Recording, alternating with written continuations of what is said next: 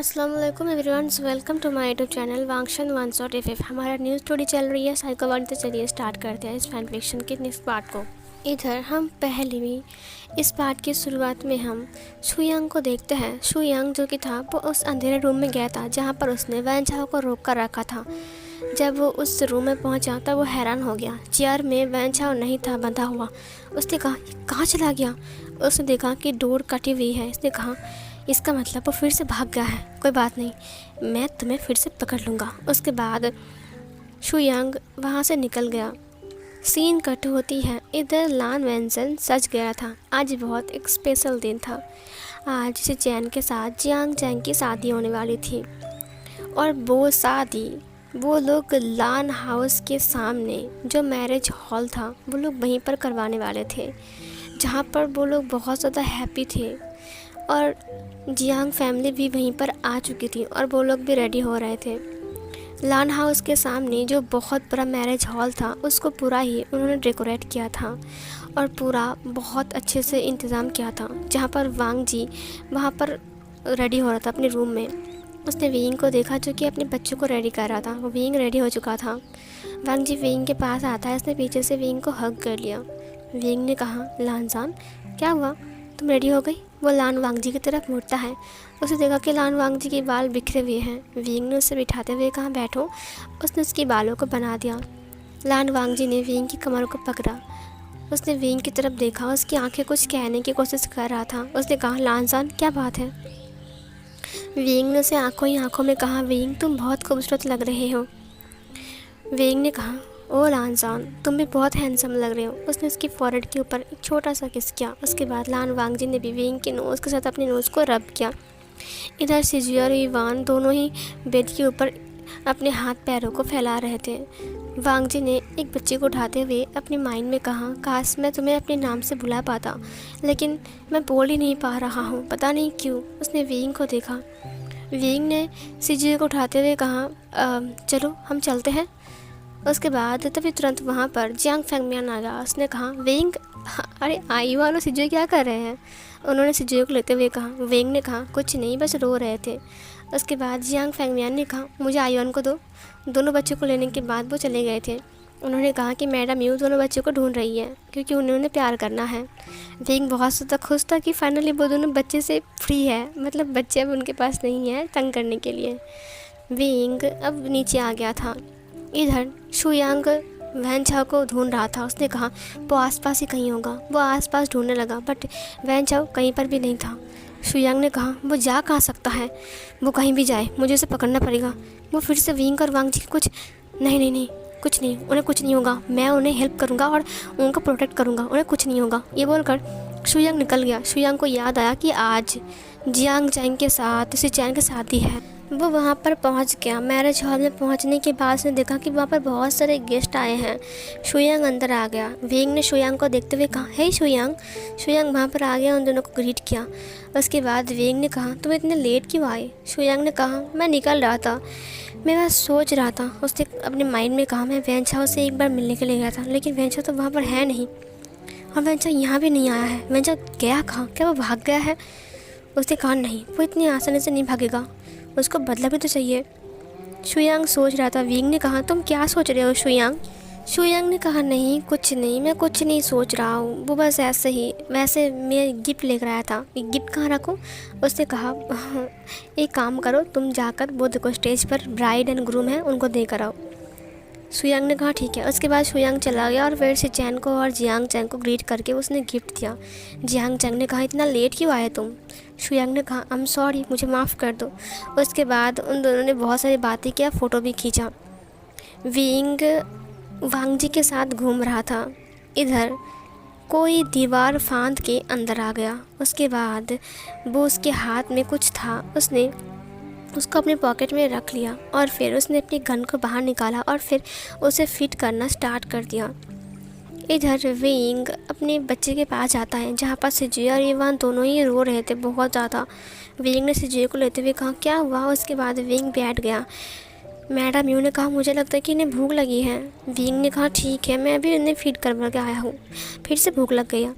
Wing उन्हें feed करवाने के लिए वहाँ पर चेयर में दूसरी तरफ घूम कर बैठ गया। वांग जी दूसरे इंसान से मिलता है और सबसे हैंडशेक कर रहा था। वांग जी बातें नहीं कर पा रहा था। थोड़ी देर बाद वहाँ पर विंग शिजुए को फीड करवाने के बाद अब इवान को लेता है। वो इवान को फीड करवा ही रहा था कि अचानक शुयांग के हाथ में बहुत ज़ोर से आकर एक गोली लगती है। शुयांग विंग के पीछे आ गया था। विंग ने कहा शुयांग ने कहा, विंग तुम बच्चों को लेकर अंदर जाओ। मैडम यू ने शिजुए और इवान को उठा लिया और वो दौड़ कर अंदर चली गई। उन्होंने कहा, ये क्या हो रहा है? मतलब ये गोली सीधा विंग के पास आ रही थी, लेकिन शुयांग ने उसे अपने हाथ में ले लिया। शुयांग ने कहा, वैंचाओ आया है। सब लोग भाग रहे थे। शुयांग ने कहा, नहीं मत भागो, कोई मत भागो। उसके बाद अचानक विंग के पीछे से कोई कूद गया। जब वांग जी ने नोटिस किया तब वांग जी ने चिल्लाते हुए कहा, विंग हटो वहाँ से। तुरंत उस इंसान ने विंग को पकड़ लिया। वांग जी की मुंह से वॉइस निकल गया। ये देखकर वांग जी अपनी गले को हाथ देता है। उसके बाद उसने विंग को देखा। वैन चाओ था वो। वैन चाओ ने कहा, हे कोई नहीं लेगा। इधर शुयांग ने कहा, वैन चाओ अगर कोई हिला तो समझो वो इंसान विंग को मरते हुए देखेगा। वांग जी ने कहा, वैन चाओ तुम यहाँ पर, तुम तो गायब हो गए थे ना। इधर शुयांग ने कहा, वैन चाओ वहाँ से भाग गया है जहाँ पर मैंने उसे रोक कर रखा था। उसके बाद शुयांग ने अपनी हाथ में रुमाल को बांध लिया क्योंकि उसके हाथ से ब्लड बह रहे थे। विंग ने कहा, लानजान तुम चुप रहो। विंग को डर था कहीं वैन चाओ लानजान को फिर से कुछ ना कर दे। वांग जी ने कहा, विंग को छोड़ो। शुयांग ने कहा, विंग को छोड़ दो। वैन चाओ ने कहा, छोड़ दो विंग को। नहीं छोड़ना मुझे विंग को। उसके बाद वो उसे लेकर पीछे गिर जाने लगा। शादी दूसरे साइड में हो रही थी। उनको कोई खबर नहीं था कि ये इस साइड में क्या हो रहा है। शादी तो चल रही थी, वो लोग बाउल्स ले रहे थे और उसके बाद वो लोग एक दूसरे को रिंग पहनाते हैं। और उसके बाद प्रिंस ने कहा, फाइनली आप दोनों हस्बैंड्स हो। उनकी शादी तो कंप्लीट हो रही थी, लेकिन इधर क्या हो रहा है किसी को पता नहीं। अचानक वहाँ पर जियांग फेंगमियान आ गया। जियांग फेंगमियान ने लान कुरैन से कहा, वैंचा आया है और उसने विंग को पकड़ा है। ये सुनकर सब लोग हैरान हो गए थे और सब लोग दौड़कर वहीं पर ही आ रहे थे। जियांग चैंग और सिचेन भी दौड़कर अपनी ब्राइड ड्रेस में वहीं जियांग चैंग आ रहा था। उसने देखा कि विंग की गर्दन को पकड़ के, मतलब जो वैंचाओ है उसकी जो गन है वो उसकी हेड पर है। इधर सिचेन ने कहा, जियांग चैंग तुम सामने की तरफ जाओ। जियांग चैंग ने कहा, और तुम? उसने कहा, मैंने कहा जाओ। उसके बाद जियांग चैंग सामने की तरफ चला गया। शुयांग ने जेबुचुन को देख लिया। जेबुचुन ने उसे अपनी उंगली को लिप्स के ऊपर रखते हुए कहा, चुप हो जाओ। फिर शुयांग समझ गया कि जेबुचुन क्या करने वाला है। उसके बाद शुयांग ने कहा, देखो वैंचाओ तुम्हें क्या चाहिए तुम बोल सकते हो। वैंचाओ ने कहा, मुझे सिर्फ विंग चाहिए, विंग को मुझे दे दो। शुयांग ने कहा, ठीक है तुम्हें विंग चाहिए ना, हम तुम्हें विंग को दे देंगे। वांग जी ने कहा, तुम पागल हो क्या, तुम क्या बोल रहे हो, देखो विंग को छोड़। तभी उसने अपनी गगा को देख लिया। उसकी गगा ने कहा, चुप रहो। शुयांग ने कहा, चुप रहो तुम। देखो वैंचाओ तुम्हें विंग चाहिए ना, ठीक है तुम्हें विंग मिल जाएगा। ये बोलकर वो सामने की तरफ आ रहा था। वैंचाओ ने कहा, ए शुयांग कोई चालाकी नहीं, आगे मत आना, मैं इसे गोली मार दूंगा। शुयांग ने कहा, मैंने कहा ना तुम विंग को ले जाओ, मैं कुछ नहीं बोलूँगा। ये बोलकर वो उसकी तरफ अचानक बढ़ गया।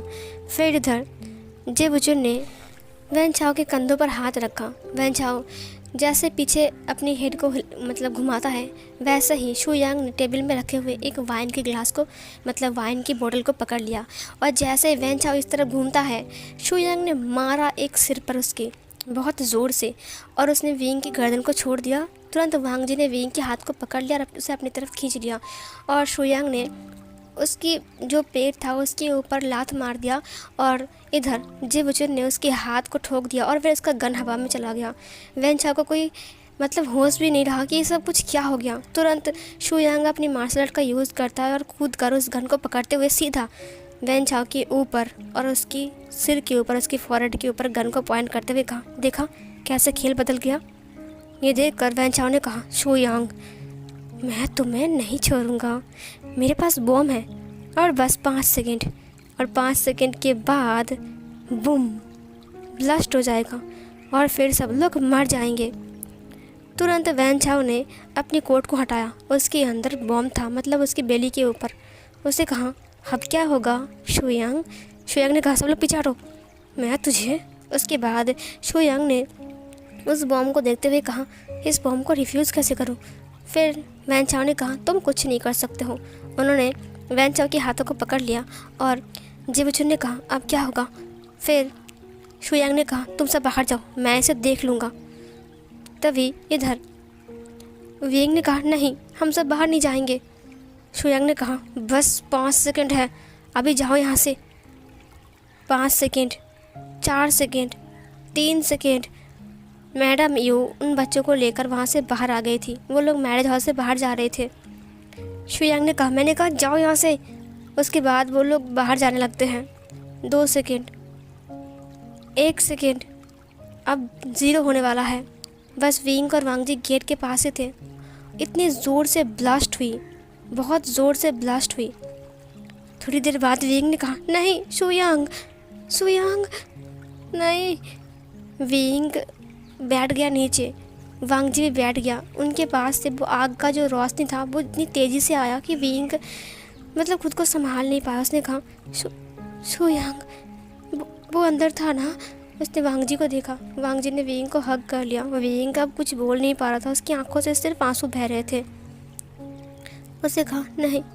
शुयांग तुरंत वहाँ पर पुलिस आ गई। थोड़ी देर बाद पुलिस ने कहा वैन चाओ कहाँ है? वांग जी ने कहा वो बॉम्ब लेकर आया था। फिर वांग जी ने सब कुछ बताया। पुलिस ने कहा और हमारा ऑफिसर कहाँ है? शुयांग कहाँ है? फिर शुयांग ने कहा मैं यहाँ हूँ। ये सुनकर विंग तुरंत उसको देखता है। विंग ने कहा तुम वहाँ कैसे पहुँच गए? शुयांग ने कहा विंग तुम बोल रहे हो कि मुझे मार्शल आर्ट आता है? हाँ, हाथ में थोड़ा दर्द है क्योंकि मेरी हाथ में गोली लगी है, लेकिन मैं छलांग मार के दीवार से उस पर चला गया था। ये सुनकर विंग पूरा ही हैरान था। उसने कहा और वैन चाओ? उसने कहा पहले मैंने वैन चाओ को लात मारा और फिर छलांग मार के दीवार के उस पर चला गया। वैन चाओ नीचे गिरा और ब्लास्ट हो गया। ये सुनकर उसने कहा वैन चाओ मर गया? उसने कहा हाँ, वैन चाओ मर गया है, सब कुछ जल गया। उसने एक खुशहाल मोमेंट को कितना दर्दनाक बना दिया। कितना कमीना इंसान है ना। सब लोग लान हाउस पर आ चुके थे, सारे गेस्ट भी आ चुके थे और कुछ जो लोग घायल हो चुके थे वो लोग एम्बुलेंस के ज़रिए हॉस्पिटल में जा रहे थे क्योंकि सब लोग अभी बाहर नहीं आ पाए थे ना। विंग ने कहा ये सब क्या हो गया? जियांग चैंग ने कहा ये सब मेरी गलती है, ये सब मेरी वजह से हुआ। क्या ये मेरी शादी के दिन होना ज़रूरी था? शुयांग ने कहा नहीं, ये मेरी गलती है, मैंने वैन चाओ को नज़र में नहीं रखा। अच्छा होता कि मैं सुबह से उसके ऊपर नज़र रखता तो वो कहीं भाग नहीं पाता और ये सब नौबत भी नहीं आती। जो भी है फाइनली वैन चाओ ख़त्म हो गया। इंस्पेक्टर वहाँ पर आते हैं और इन्वेस्टिगेट करते हैं। वैन चाओ की टूटी फूटी जो लाश पड़ी थी वो लोग वहाँ से ले जाते हैं। वैन चाओ को कुछ भी नहीं मिला था, बस कुछ चीज़ें मिली थी। उसके बाद वहाँ पर जितने सारे लोग घायल हो गए थे वो सबको हॉस्पिटल ले जा रहे थे। विंग भी उनका हेल्प करता है और वांग जी भी। फाइनली वांग जी बात कर पा रहा था। ये देखकर विंग थोड़ा सा खुश था, लेकिन इस सब चीज़ के लिए विंग बिल्कुल भी तैयार नहीं था। वो बहुत दुखी भी था। विंग को एहसास नहीं था कि आज का दिन जो इतना खुशहाल भरा दिन था, शादी का दिन, उसकी भाई का, उसकी ज़िंदगी का सबसे अच्छा दिन था आज का दिन, और आज के दिन ही सब कुछ होना था। विंग ने वांग जी को देखा। उसके बाद जेबुचुन ने कहा देखो जो होना था वो हो गया है, अब ये सब मत सोचो, और वैसे भी शादी तो हमारे हो चुकी है ना। उसने जियांग चैंग को देखा, उसकी हाथ को पकड़ा। जियांग चैंग ने उसके हाथ को पकड़ते हुए कहा उसके बाद सब लोग वहाँ पर आ गए। जो लोग घायल थे वो लोग तो चले गए थे हॉस्पिटल, जो लोग ठीक ठाक थे उनको वो लोग खाना भी खिला रहे थे। विंग, वांग जी, जेबुचुन सब लोग मिलकर खाना बना रहे थे। खाना मतलब जो भी खाना था वहाँ पर सब कुछ तो ख़त्म हो चुका था, तो उन लोगों का ख्याल रखने के बाद वो लोग खाना भी बनाते हैं और ऑर्डर भी करते हैं कुछ खाना, क्योंकि बहुत सारे लोगों का खाना था। फिर वो लोग उन्हें खाना खिलाता है और लास्ट में सब लोग घर भी जाते हैं। शुयांग के हाथ में गोली लगी थी, इसलिए शुयांग भी चला गया था हॉस्पिटल में। विंग सब कुछ ख़त्म होने के बाद विंग अपने घर में आ गया, अपने रूम में आ गया। उससे कहा ये क्या हो गया लानजान? वांग जी ने कहा विंग वो वैन चाओ वो इतना खतरनाक कैसे हो सकता है? उसने खुद के ऊपर बम लगा लिया। विंग ने कहा साइकोस ऐसे ही होते हैं। उसने वांग जी को देखा। उसने वांग जी की फेस को पकड़ते हुए कहा तुम्हें अब ऐसा कुछ नहीं होता है ना? वांग जी ने कहा जब से ये वैन चाओ ने मेरे बॉडी के ऊपर ये सब कुछ किया है, मुझे इलेक्ट्रिक शॉक दिया है, तब से ना मेरा वो वाला साइड का ही गायब हो चुका है। मुझे अब गुस्सा आने पर भी ना वो वाला फील नहीं होता है। विंग ने कहा उसे हक करते हुए कि मैं बहुत ज़्यादा खुश हूँ कि तुम ठीक हो गए, तुम बात कर पा रहे हो लानजान, तुम मेरे पास हो। थोड़ी देर बाद वहाँ पर उसकी मॉम आ गई। उसकी मॉम ने उन दोनों को हग करते हुए देख लिया। उन्होंने कहा सॉरी मैंने कुछ नहीं देखा, वो पीछे घूम गई। वेंग ने कहा मामा। उसके बाद उसकी मॉम अंदर आते हुए कहा वो युवाना सिजुए ना, ये देखो सो गए हैं। वेंग ने कहा उसे सुला दीजिए पार्ले में। दोनों को सुलाने के बाद वेंग उन दोनों को झूला झुला रहा था। उसके बाद मैडम यू ने कहा चलो खाना खाते हैं, बहुत टाइम हो चुका है।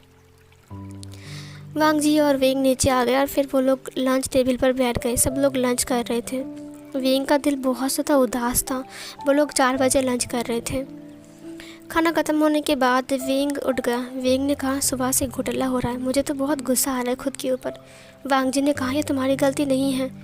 वेंग ने कहा मेरी गलती है, मुझे बचाते बचाते बेचारा स्वयं उसको गोली लग गया है, पता नहीं वो कैसा होगा। वांग जी ने कहा वेंग तुम चिंता मत करो, हम उसे देखने के लिए जाएंगे। वेंग ने कहा हाँ सही कहा तुमने, मुझे भी जाना पड़ेगा। मैं भी उसे अपना भाई की तरह मानता हूँ। उसके बाद वेंग हॉस्पिटल में आ गया था उससे मिलने के लिए, दोनों बच्चों को अपनी मॉम के पास रख कर। इधर सुयांग ने कहा मुझे क्या होगा, मैं बिल्कुल ठीक हूँ। वेंग ने कहा तुम चुप रहो बस, ज़्यादा मत बोलो समझे। उसने शुयांग को बहुत डांटा। वो शुयांग के लिए खाना लेकर आया था, उसने खाना भी खा लिया। ड्रेसिंग होने के बाद डॉक्टर ने कहा कि अब हम उसे छोड़ सकते हैं। वेंग ने कहा जब तक तुम ठीक नहीं होते तब तक हमारे घर में रहना, ठीक है। शुयांग ने कहा सिर्फ तब तक, मुझे लगा कि मैं तुम्हारे घर में ही रहूँगा। वेंग ने कहा ठीक है तुम रह सकते हो, मुझे कोई एतराज़ नहीं है। ये सुनकर शुयांग ने कहा ओ गॉड सच में। वेंग ने कहा हाँ सच में। उसके बाद वो लोग हंसने लगते हैं। सीन कट होती है। अब बीत गए थे 4 साल। 4 साल का बाद सीन दिखाया जाता है। 4 साल बाद वांग जी एक बिजनेसमैन बन चुका था। वांग जी अपनी ऑफिस जाने के लिए अपनी वॉच को पहनते हुए कहा वेंग मेरा रुमाल कहाँ है और मेरे मनी बैग नहीं मिल रहा है। वेंग ने कहा मैं काम कर रहा हूँ ना, ब्रेकफास्ट रेडी कर रहा हूँ, बच्चों को भी स्कूल जाना है, तुम ढूंढ कर देखो ना। वांग जी ने कहा मुझे नहीं मिल रहा है। एक आवाज़ आई मामा मेरा पानी का बोतल कहाँ है, मुझे नहीं मिल रहा है। और एक और आवाज़ आती है मॉम और मेरा स्कूल बैग कहाँ है, वो मुझे नहीं मिल रहा है। वेंग ने कहा ये तो बच्चे और इसके बाप बिल्कुल सेम टू सेम है। उसके बाद वेंग ऊपर आ गया। वेंग ने कहा क्या है। वहाँ पर 2 गोलू मोलू से बच्चे थे, वो लोग बहुत डर गए थे। वेंग ने कहा क्या है। वहाँ पर से सिजुए ने कहा मेरे पानी का बोतल मुझे नहीं मिल रहा है ना मॉम, वो कहाँ है। वेंग ने कहा तुमने उसे कहाँ रखा था।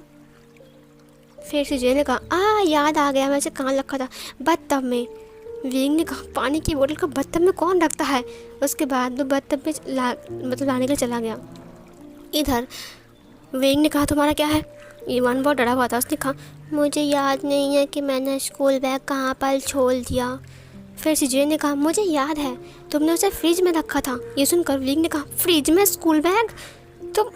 फिर ये सुनकर ईवान ने कहा वो ना किताब बहुत गलम थी ना, तो मतलब हम धूप में आए थे तो मैंने उस वक्त फ्रिज में लग दिया था, मैं तो भूल ही गया। ये बोलकर वो फ्रिज की तरफ दौड़ता है। वेंग ने कहा ये तो बच्चे ना समझ कहीं के। वांग जी ने कहा वेंग मेरा वॉलेट कहाँ है। वो रूम के अंदर आ गया। उसने कहा तुम लोग समझते क्या हो अपने आप को, तुम तीनों, किसी का वॉलेट नहीं मिल रहा है, किसी का बोतल नहीं मिल रहा है, किसी का बैग फ्रिज में है। वांग जी ने कहा फ्रिज में। वेंग ने कहा हाँ तुम्हारे 2 समझदार दिमाग वाले बेटे हैं ना, वो दोनों अपनी बत्तब में वाटर बोतल को रखते हैं, फ्रिज में बैग को रखते हैं और किसी दिन देखना मुझे ओवन के अंदर घुसा देंगे। ये सुनकर वांग जी ने वेंग को पकड़ते हुए कहा नहीं वेंग ऐसा मत बोलो, और वैसे भी मेरे बच्चे बहुत प्यारे हैं। वेंग ने कहा बहुत प्यारे, इतने प्यारे कि मेरे नाक में दम करके रखा है। उनका लंच रेडी करो, उनका स्कूल का टिफ़िन पैक करो, उसके बाद उनको रेडी करो, उनको स्कूल भेजो। उनका बैग नहीं मिल रहा है, किसी का कच्छा नहीं मिल रहा है, किसी का ये नहीं मिल रहा है, किसी का वो नहीं मिल रहा है, और मैं हूँ यहाँ पर सिर्फ देखने के लिए। वांग जी ने कहा वेंग तुम्हें पता है ना आज मेरा कितना इंपॉर्टेंट मीटिंग है और तुम मुझे रोक रहे हो। अब देखो ये गलत बात है। वेंग ने कहा तुम्हें रोका ही किसने, जाओ यहाँ से, भागो तुम मज़े में रहते हो पूरा दिन और ये 2 बच्चे मुझे इतना तंग करते हैं। हाँ। उसके बाद वहाँ पर ईवान से जी आ गए। उन्होंने कहा मामा क्या हमें टिफ़िन नहीं मिलेगा, हम स्कूल जाने वाले हैं। और पापा क्या आप हमें स्कूल नहीं छोड़ोगे। वांग जी ने कहा हाँ छोड़ूंगा ना। वेंग ने कहा अच्छा तो तुम ऐसे जाओगे नंगे होकर। सिजुए ने कहा क्यों। वेंग ने कहा तुम्हारा पैंट कहाँ है। सिजुए ने नीचे देखा। उसने कहा आया मैं तो पैंट पहनने भूल गया। उसके बाद वेंग ने कहा ओ गॉड ये बच्चे, जाओ पैंट पहन कर आओ। उसके बाद वो पैंट पहनने के लिए अपने रूम में चला गया। वेंग ने कहा देखा अपने बच्चे को कितना समझदार है। वांग जी ने कहा वैसे भी पैंट नहीं पहना ना, पैंट ना पहन कर स्कूल में जाते हैं कुछ लोग। वेग ने कहा हाँ तुम जाते थे शायद। ये बोलकर वो अपने रूम से बाहर आ गया। सबको ब्रेकफास्ट करवाने के बाद उसने सबको बाय बोला। थोड़ी देर बाद जियांग चैंग वहाँ पर आ गया। जियांग चैंग के पास एक क्यूट सा बेबी था जो कि सिर्फ 3 साल का था। उसने कहा मुझे मुझे भूख लगी है। ये सुनकर जियांग चैंग ने कहा हाँ। वेग ने कहा तुम लोग आ गए, इतनी जल्दी आ गए। उसके बाद जिबुचन भी अंदर आता है। उसने कहा हाँ हम लोग आ गए। वैसे क्या चल रहा है विंग? विंग ने कहा अभी अभी बच्चों को घर भेजा, आई मीन स्कूल भेजा है। ये सुनकर जियांग चैंग ने कहा ओह अच्छा हुआ, हाँ मैं बैठ जाता हूँ। मॉम कहाँ है और डैड? वेग ने कहा डैड सुबह सुबह चले गए ऑफिस और मॉम नहीं है, मॉम गांव गई है नानी से मिलने के लिए। ये सुनकर जियांग चैंग ने कहा तुम घर में अकेले थे? विंग ने कहा हाँ, और इन बच्चों को संभालते संभालते मेरा दिमाग ख़राब हो गया था। थोड़ी देर बाद विंग उन लोगों को भी ब्रेकफास्ट सर्व करता है। सीन कट होती है, शाम के टाइम बच्चे वापस आते हैं वांग जी के साथ। विंग ने कहा तुम लोग आ गए? ईवान ने कहा आपको दिखाई नहीं देता है कि हम लोग आ गए हैं? विंग ने कहा ये बच्चे भी ना, जाओ अपने रूम में जाओ, रेडी होकर आओ। उसके बाद शिजी ने कहा मामा आपको पता है मेरा पेंसिल चोरी हो गया। विंग ने कहा तुम क्यों नहीं चोरी हो गई? शिजी ने कहा अरे मॉम वो इतना बड़ा है ना, वो बैग में नहीं घुसेगा तो उसको चोरी क्यों करेंगे वो लोग। विंग ने कहा देखो तुम लोग दिमाग मत खाओ, जाओ ऐसे। किसी दिन इरेजर चोरी हो गया, किसी दिन पेंसिल चोरी हो गया, किसी दिन नोटबुक चोरी हो गया, पता नहीं क्या क्या चोरी हो जाता है इसका। उसके बाद वो लोग अंदर आ गए। सीन कट होती है, रात के टाइम सब लोग डिनर करने के बाद अपने अपने रूम में जा रहे थे। शिजी और ईवान वहीं पर ही खड़े थे। विंग ने कहा अब क्या हो गया है तुम दोनों को? शिजी ने कहा मुझे कहानी सुनना है ना, मुझे नींद नहीं आ रही है। विंग ने कहा सुनो मैं बहुत थका हुआ हूँ, ठीक है, मेरा दिमाग मत खाओ। इधर ईवान ने कहा तुम्हें पता है मुझे एक अच्छी सी कहानी आती है, चलो मैं तुम्हें कहानी सुनाता हूँ। उसके बाद विंग ने कहा चलो मैं सुनाता हूँ।